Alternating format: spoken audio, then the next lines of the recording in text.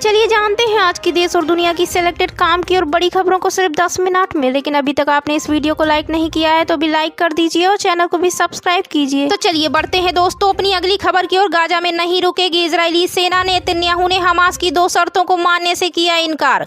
खबर सामने आई है। इजराइल के प्रधानमंत्री बेंजामिन नेतन्याहू ने हमास की 2 प्रमुख मांगों को खारिज कर दिया है और कहा है कि इजराइल गाजा पट्टी से पीछे नहीं हटेगा या जेल में बंद हजारों आतंकवादियों को रिहा नहीं करेगा। संघर्ष विराम वार्ता में ये दोनों हमास की प्रमुख मांग रही हैं। कब्जे वाले वेस्ट बैंक ने कार्यक्रम के दौरान नेतन्याहू ने फिर से कसम खाई कि हमास पर इजराइल की पूर्ण जीत के बिना युद्ध समाप्त नहीं होगा। कुछ अन्य जानकार कह रहे हैं कि नेतन्याहू युद्ध खत्म नहीं करना चाहते।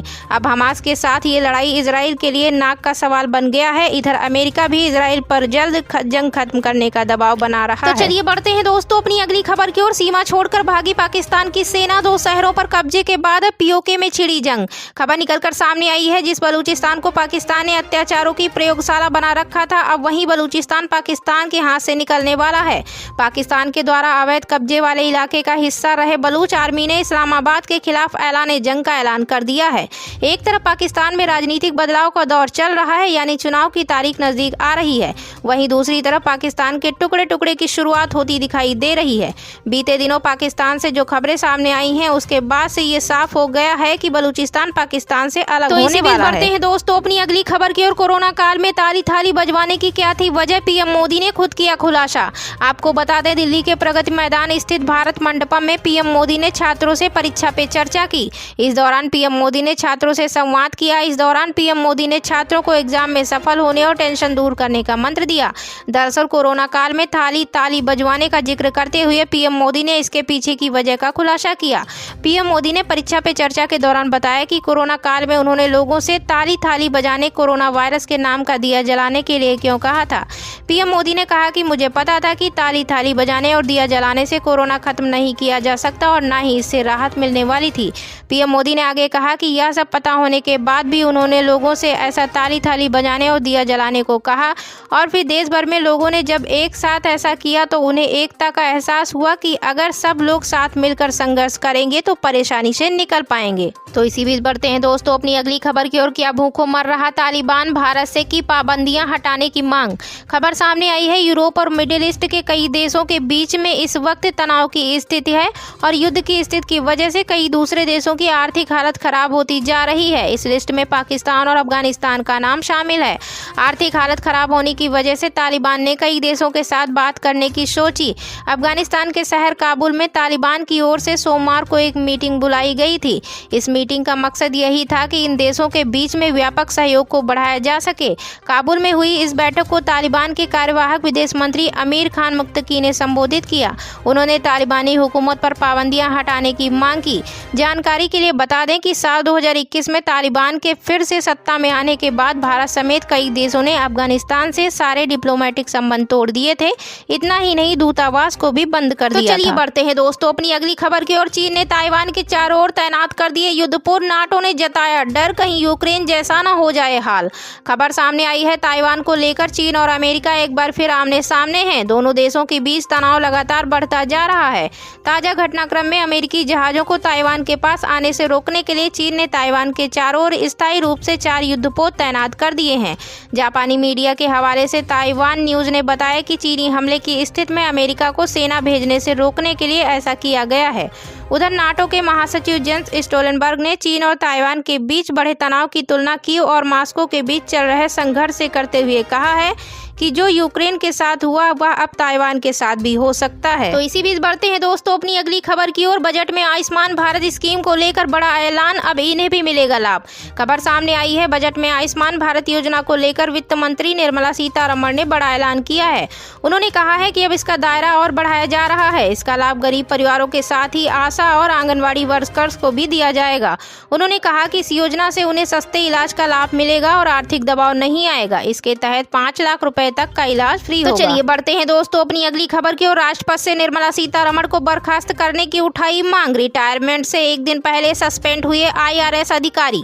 आपको बता दें, चेन्नई के एक सेवारत भारतीय राजस्व सेवा अधिकारी बी बालामुरुगन, जिन्होंने 2 दलित किसानों को मिले ईडी के समन के बाद राष्ट्रपति द्रौपदी मुर्मू को लिखे पत्र में वित्त मंत्री निर्मला सीतारमण की बर्खास्तगी की मांग की, उन्हें मंगलवार को निलंबित कर दिया गया। यह कार्रवाई उनके द्वारा दी गई शिकायत के 1 महीने बाद और उनके रिटायरमेंट के 1 दिन पहले हुई।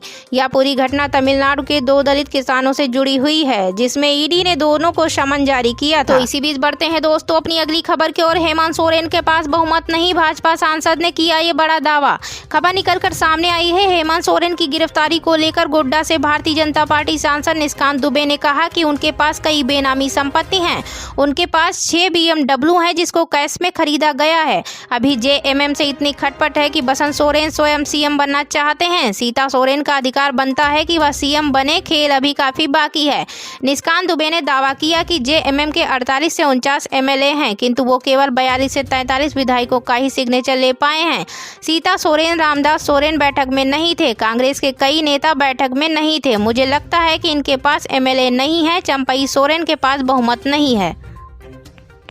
हैं दोस्तों अपनी अगली खबर की ओर। कोरोना काल में ताली थाली बजवाने की क्या थी वजह, PM मोदी ने खुद किया खुलासा। आपको बता दें, दिल्ली के प्रगति मैदान स्थित भारत मंडपम में PM मोदी ने छात्रों से परीक्षा पे चर्चा की। इस दौरान PM मोदी ने छात्रों से संवाद किया। इस दौरान PM मोदी ने छात्रों को एग्जाम में सफल होने और टेंशन दूर करने का मंत्र दिया। दरअसल कोरोना काल में ताली बजवाने का जिक्र करते हुए PM मोदी ने इसके पीछे की वजह का खुलासा किया। PM मोदी ने परीक्षा पे चर्चा के दौरान बताया कि कोरोना काल में उन्होंने लोगों से ताली थाली बजाने, कोरोना वायरस के नाम का दिया जलाने के लिए क्यों कहा था। PM मोदी ने कहा कि मुझे पता था कि ताली थाली बजाने और दिया जलाने से कोरोना खत्म नहीं किया जा सकता और ना ही इससे राहत मिलने वाली थी। PM मोदी ने आगे कहा कि यह सब पता होने के बाद भी उन्होंने लोगों से ऐसा ताली थाली बजाने और दिया जलाने को कहा और फिर देश भर में लोगों ने जब एक साथ ऐसा किया तो उन्हें एकता का एहसास हुआ कि अगर सब लोग साथ मिलकर संघर्ष करेंगे तो परेशानी से निकल पाएंगे। तो इसी बीच बढ़ते हैं दोस्तों अपनी अगली खबर की ओर। क्या भूखों मर रहा तालिबान, भारत से की पाबंदियां हटाने की मांग।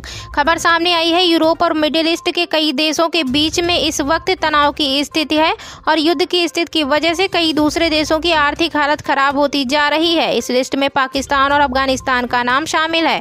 आर्थिक हालत खराब होने की वजह से तालिबान ने कई देशों के साथ बात करने की सोची। अफगानिस्तान के शहर काबुल में तालिबान की ओर से सोमवार को एक मीटिंग बुलाई गई थी। इस मीटिंग का मकसद यही था कि इन देशों के बीच में व्यापक सहयोग को बढ़ाया जा सके। काबुल में हुई इस बैठक को तालिबान के कार्यवाहक विदेश मंत्री अमीर खान मुत्तकी ने संबोधित किया। उन्होंने तालिबानी हुकूमत पर पाबंदियां हटाने की मांग की। जानकारी के लिए बता दें कि साल 2021 में तालिबान के फिर से सत्ता में आने के बाद भारत समेत कई देशों ने अफगानिस्तान से सारे डिप्लोमेटिक संबंध तोड़ दिए थे। इतना ही नहीं, दूतावास को भी बंद कर दिया था। चलिए बढ़ते हैं दोस्तों अपनी अगली खबर की ओर। चीन ने ताइवान के चारों ओर तैनात कर दिए युद्धपोत। नाटो ने जताया डर, कहीं यूक्रेन जैसा न हो जाए हाल। खबर सामने आई है। ताइवान को लेकर चीन और अमेरिका एक बार फिर आमने सामने हैं। दोनों देशों के बीच तनाव लगातार बढ़ता जा रहा है। ताजा घटनाक्रम में अमेरिकी जहाजों को ताइवान के पास आने से रोकने के लिए चीन ने ताइवान के चारों ओर स्थायी रूप से 4 युद्धपोत तैनात कर दिए हैं। जापानी मीडिया के हवाले से ताइवान न्यूज ने बताया कि चीनी हमले की स्थिति में अमेरिका को सेना भेजने से रोकने के लिए ऐसा किया गया है। उधर नाटो के महासचिव जेंस स्टोलनबर्ग ने चीन और ताइवान के बीच बढ़े तनाव की तुलना की और मॉस्को के बीच चल रहे संघर्ष से करते हुए कहा है कि जो यूक्रेन के साथ हुआ वह अब ताइवान के साथ भी हो सकता है। तो इसी बीच बढ़ते हैं दोस्तों अपनी अगली खबर की ओर। बजट में आयुष्मान भारत स्कीम को लेकर बड़ा ऐलान, अब इन्हें भी मिलेगा लाभ। खबर सामने आई है। बजट में आयुष्मान भारत योजना को लेकर वित्त मंत्री निर्मला सीतारमण ने बड़ा ऐलान किया है। उन्होंने कहा है कि अब इसका दायरा और बढ़ाया जा रहा है। इसका लाभ गरीब परिवारों के साथ ही आशा और आंगनवाड़ी वर्कर्स को भी दिया जाएगा। उन्होंने कहा कि इस योजना से उन्हें सस्ते इलाज का लाभ मिलेगा और आर्थिक दबाव नहीं आएगा। इसके तहत 5 लाख रुपए तक का इलाज फ्री होगा। तो चलिए बढ़ते हैं दोस्तों अपनी अगली खबर की ओर। राष्ट्रपति से निर्मला सीतारमण को बर्खास्त करने की उठाई मांग। रिटायरमेंट से एक दिन पहले सस्पेंड हुए IRS अधिकारी।